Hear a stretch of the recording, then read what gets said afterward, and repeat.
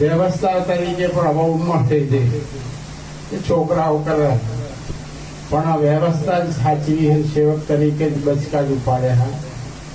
અને મેં મારા ખુરદાસ બાપાએ જે ધૂળો નાખ્યો એમની હયાતીમાં 1991 ની અંદર સાતમાની 7 એવી કઈ તારીખ હતી.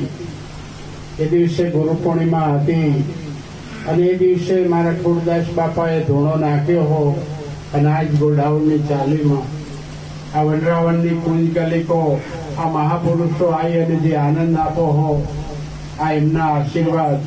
રામકિશન આવે, કિરદારી બાપુ, દેવારામ બાપુ આવે, અહીં જાનતીરામ બાપુ, ભલારામ બાપા આયા, ગોરધન બાપુ આયા, લાહુ બાપા આયા, મનુ સાહેબ આયા, લાભેશ્વર નાથ તો 2-3 વાર આયા.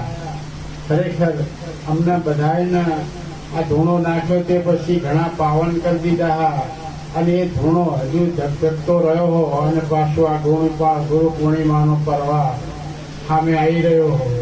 એટલે આ યાદી અમારા બાપાની, કારણ કે એમની હયાતીમાં નાખ્યો હતો કે